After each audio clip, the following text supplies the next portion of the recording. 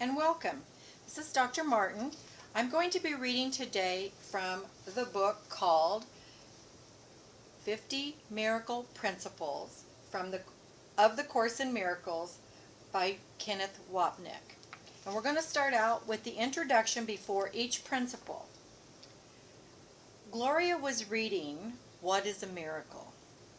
A miracle is a correction. It does not create nor really change at all. It merely looks on devastation and reminds the mind that what it sees is false. It undoes error, but does not attempt to go beyond perception, nor exceed the function of forgiveness. Thus, it stays within time's limit, yet it paves the way for the return of timelessness and love's awakening. For fear must slip away under the gentle remedy that it brings. A miracle contains the gift of grace, for it is given and received as one. And thus it illustrates the law of truth the world does not obey, because it fails entirely to understand its way. A miracle inverts perception, which was upside down before, and thus it ends the strange distortions that were manifest. Now is perception open to the truth. Now is forgiveness justified. And I'm going to start reading principle number 1 today. There is no order of difficulty in miracles. One is not harder or bigger than another. They are all the same. All expressions of love are maximal. While it is said that this is not my favorite section, I think that the first principle really is a gem. It is one of the most important statements in the whole book. And I think Jesus thinks so too, because it is a principle that occurs over and over again in all 3 books in different forms. If we could thoroughly understand what it means, that there is no order of difficulties in miracles, we would understand everything else in the Course, because that principle contains within it the seed of the entire thought system. That there is no order of difficulty in miracles is the same thing as saying that all the problems in the world are really the same. The seemingly major ones and the seemingly minor ones. There is no difference among them. This can be thoroughly understood only when you recognize that there is no world out there. If you believe in the reality of the perceptual, physical, or separated world, then you must believe that there are graduations, there are bigger things, and there are smaller things. Our entire world, which really is to say the entire world of perception, is based upon orders and differences. We all have concepts of large and small, fat and thin, beautiful and ugly, male and female, night and day, light and darkness, large problems, small problems, and on and on and on. Our idea of colors is also based on that. Different wavelengths of light. These are all inherent parts of the ego's world of separation. That there are differences in this world. Once we believe that the body is real, we will then believe that there are certain problems that are more critical than others. If a person has a sickness that is life-threatening, then that is a serious problem. If a person has a mild headache, then we say that that is not such a serious problem. There is no one in this world who does not fall into that trap. It also takes the form of asking the Holy Spirit's help for some problems and not others, or believing that He is too busy to bother with our non-inconsequential and silly problems, or believing that we can take care of this by ourselves. In truth, however, we are afraid of his solution, for that would mean the undoing of the ego. However, the purpose of studying A Course in Miracles is not to have us feel guilty because we fall into these traps. The whole idea of the Course is to let us know just how insane we are and how insane this thought system is, so we could change our minds about it. You cannot change your mind about something if you do not know that it is there. So, the idea of exposing the ego's thought system is not to make us feel even more guilty than we already are, or more stupid than we may feel, but to help us realize that, in fact, we do believe this, so we can change our minds about it. And this principle really starts us off with a bang. What this means then is that it is just as easy to heal cancer as it is a mild headache. It is just as easy to heal a threat of nuclear war as it is to heal an argument between two little kids. Because they are all the same thing. They all stem from one center point, which is the belief in separation or the belief in guilt. The problems are never out there in the world, but within our minds. The things that we do in this world to alleviate pain are all done on the symptom level, which means they are all done on the level of form. One of the key principles of the Course is the distraction that we are always asked. One of the key principles of the Course is the distinction that we are all asked to make between form and content. A Course in Miracles teaches that there are only two basic concepts in the world: ego or God, love or fear, spirit or the body. There are only two basic perceptions in the world. One of the ego's ways of looking at the problems, and the other way is the Holy Spirit's way of looking at the problem. What happens is that these contents then come to a myriad number of forms. When we say that the basic content of the ego's world is separation, then it is obvious to us just how many different forms this belief takes. Some things we call negative, like pain, suffering, death. Some we call positive, which usually means that we get what we want, or that people are free from external suffering. But the issue is never the form, which is on the right side of this chart. The issue is always the underlying thought on the left side of the chart.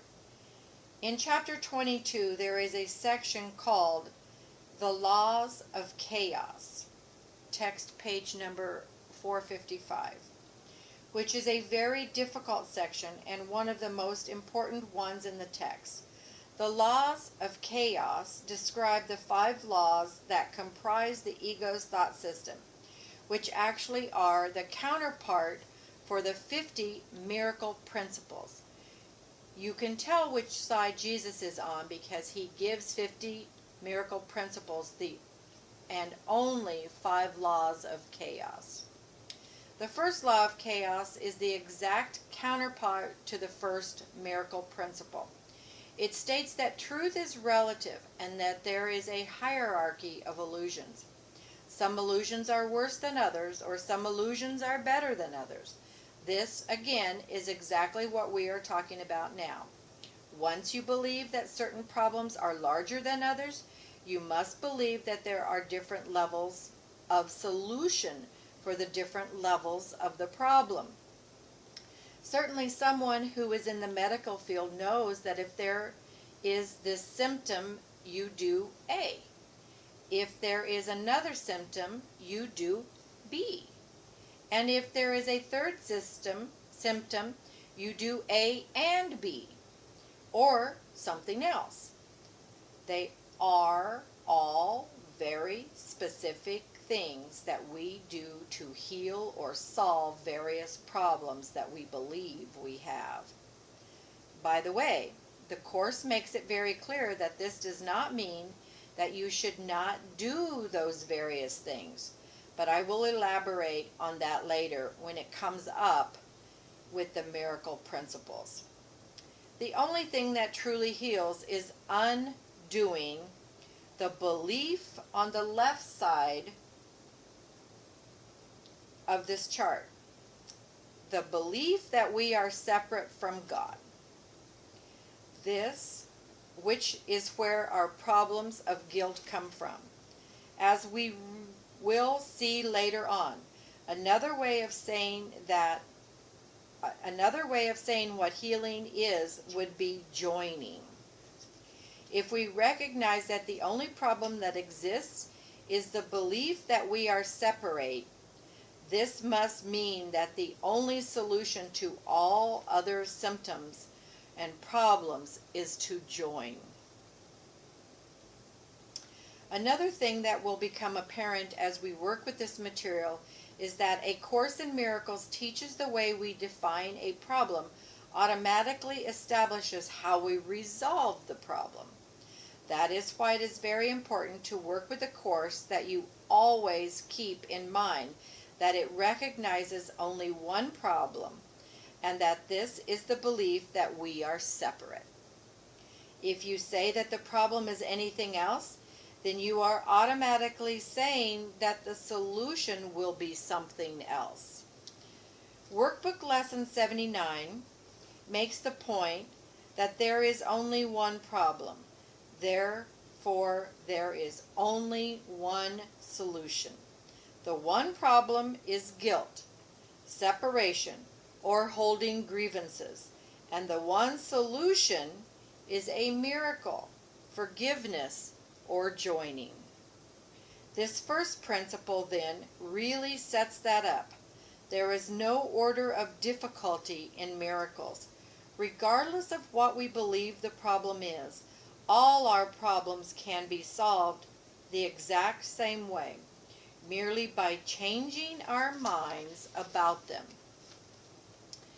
Sometimes we deny things and we think that we have changed our minds already. As it says right at the end of the text, trials are but lessons that you failed to learn presented once again. So where you made a faulty choice, before you now can make a better one. Page 620. Obviously, most of the time, we have not totally undone all our guilt. And there may be relationships that we believe we have healed and resolved, and something happens a year later, and bang! All those same feelings just come surging back. Everyone has had this experience. This does not necessarily mean that we have failed when we originally tried to work on it. What it probably means is that we went as far as we could at that point. And then at some point later, we were ready to take another step and heal on a deeper layer of guilt. Then an opportunity presents itself and we find ourselves getting angry, upset, feeling hurt, and victimized. And what it tells us is that we had not thoroughly let go of this belief. Because what happens now is that it becomes projected out onto this person. The ego would tell us that we should believe that we are failures. That the Holy Spirit would tell us is that now we are ready to take another step. That is really the whole thrust of the course, to help us look at everything that happens in our lives as an opportunity of healing and forgiving something that was merely buried in us that we did not know was there. And there is no exceptions to that principle. In fact, where the Course's great power comes from is that it is so consistent and simple in everything it says. It really teaches us that the only one way to look at everything in the world, that is the way of A Course in Miracles. That everything that occurs is an opportunity for us to heal our minds. And it does not matter whether we get upset about some terrific, terrible event that we are reading about in the newspaper, or that we get upset by a trivial thing that happens in our homes or our families, communities, or our work situations. Although there may be no order of difficulty in miracles, we are pretty well convinced that they are anyway. In view of that fact, it is likely that we would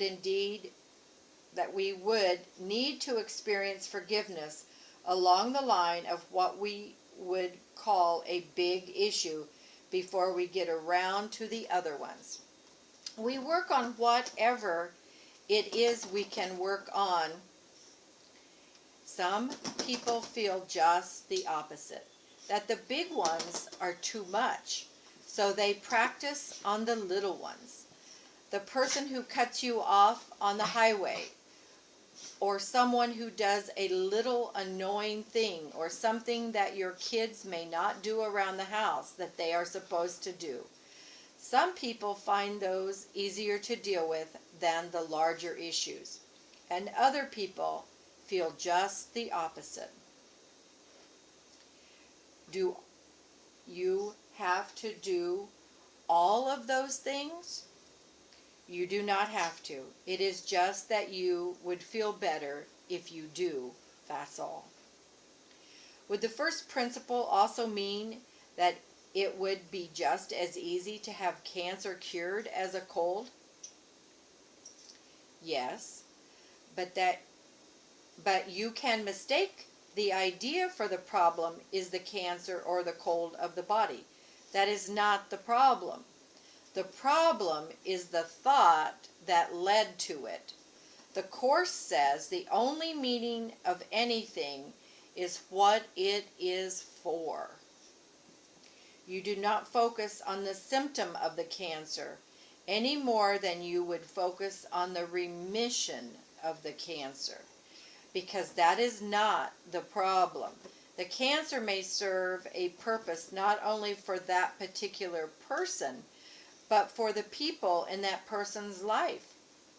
Family, friends, the medical people, etc., etc. So, that there is no order in difficulties, in miracles, never really means the cure of anything. It really means a change in perception. Right. It means a change of mind. We will discuss that over and over again as we go through this. In line with that, if your thought has caused the cancerous condition and does in fact become healed, does it not then become irrelevant whether or not the physical cancer is healed? Right. People often use that as a way of proving either their own spiritual or mental health, or the lack of it. If I am really doing this right, then this tumor will disappear. And again, what is it doing is making this real. When your mind is really healed, it will not be a burning issue for you. It does not mean that the tumor will not disappear. It just means that your investment will not be in having it disappear. Your investment will be in having peace of mind. death does not mean that we just lie down and give up the body at the appropriate point. If you mean by appropriate that we die when we have completed the lessons that we came to learn, yes. However, we may also change our mind and choose to leave our body before we have completed those lessons, as the Course says, and no one dies without his own consent. That's in workbook page 274. To what degree does the shared perception of illness of those around us come into play? To what degree does that lock us into that perception, even through our mind is in the process of changing? Within each of us, there are always two voices. There is the ego's voice and the Holy Spirit's voice. Most of the time we are going back and forth. Let us say that I am really practicing what A Course in Miracles is saying, but I am not totally practicing it. I still have some doubts or some fears. And you come along and other people come along and strongly reinforce the ego's way of looking. There is no question that that will strengthen my ego. If I were really firm, if I knew that everything the ego told me was false, then it would not matter how many people, thousands or millions, said something. I would know deep within myself that it did not make any difference. But if I were wavering, then my ego will always be on the outlook for those people that it can use as witnesses to reinforce it. The problem is that I am unconsciously looking for those witnesses that will prove that my ego is correct. As we all know, you do not have to look very far in this world. If you really want to prove that anger is justified, sickness is terrible, and separation is real, you will find witnesses all around you. As long as we are wavering, there is no question that other people's negative or ego thoughts will strengthen your own. They are not responsible for your own because it is like voodoo, the idea that you can influence someone else. The Course would never teach that because that then puts the responsibility onto someone else. What A Course in Miracles would say is that other people's thoughts or what is happening in the world can reinforce your own ego. But if you are really clear about what you believe, it will have no effect at all. Jesus, of course, will be the ultimate example. Therefore, it is falling into the ego's trap to believe that smoking causes cancer when guilt does. But if you believe that smoking will hurt you, then you should not smoke. If you are diabetic and the sickness still is part of your thought system, then not taking insulin would be an unconscious attempt to punish yourself, as would be eating ice cream, candy, or cookies. In this context, then, taking care of your sick body would be the most loving and most forgiving thing that you could do. What does it mean to hear the Holy Spirit? To speak of hearing the Holy Spirit is really a metaphor, just as it is to speak of Him as being God's voice. The Holy Spirit communicates to us through our minds, and He will use any means or vehicle that we can accept. Thus it can be what we call intuition, imagination, a sudden thought or insight, a dream, a feeling, or words or thoughts coming to us that we hear. Flashes. And we know that we know are not our own. He is not fussy. He will use anything that we give him. Let us move along. Otherwise, we will never get past the first line. The second line, of course, is just another way of saying that we have been talking about, to say that there is no harder or bigger miracles in the same thing as saying that there are no harder or bigger problems. Bill Tepford used to say that the first principle could be restated as, there is no order of difficulty in problem solving. All problems are the same, and therefore all solutions are the same. All expressions of love are maximal. Most of you have probably heard me talk about the two levels that the Course is written on.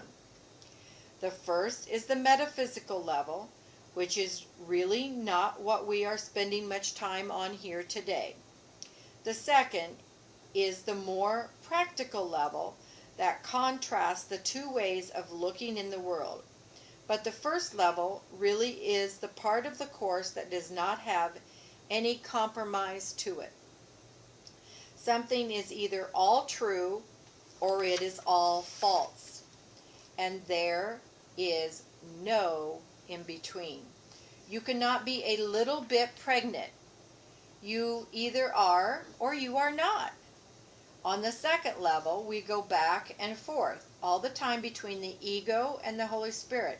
But the statement that all expressions of love are maximal really is a level 1 statement. You cannot have a little bit of love. You either have love or you do not have love, because one of the definitions of love is that it is total, complete, and there is no exclusions to it, no exceptions, no expressions of love. All expressions of love must be maximal, which is another way of saying that there is only one problem in the world. That problem is hatred or fear, and therefore there is only one solution for that problem, and that is love. Love does not come from us. It does not come from this world. Love comes from God through the Holy Spirit, who then inspires us to be what we would call loving. A Course in Miracles also teaches that no one in this world can be loving, because it says that love without ambivalence is impossible here. The very fact that we are here means that we have an ego, which means that we believe in separation. This means we cannot believe in the all-inclusive nature of love. Technically, forgiveness is this world's equivalent of heaven's love. And love comes to us from God through the Holy Spirit in our minds, who then inspires all of the loving things that we would do. But here, with the use of the word love, we can now see how the Course is certainly not strict in its usage. We very often will speak of love in terms of what we do here. What is he speaking of in this section then? All are expressions of love, maximal, that would only apply to God's love. Yes, but God's love through the Holy Spirit here. In other words, the context of the statement is the miracle. The miracle comes from love. Now, the next principle will talk about that. So please join us again on another principle that we share from A Course in Miracles. Thank you.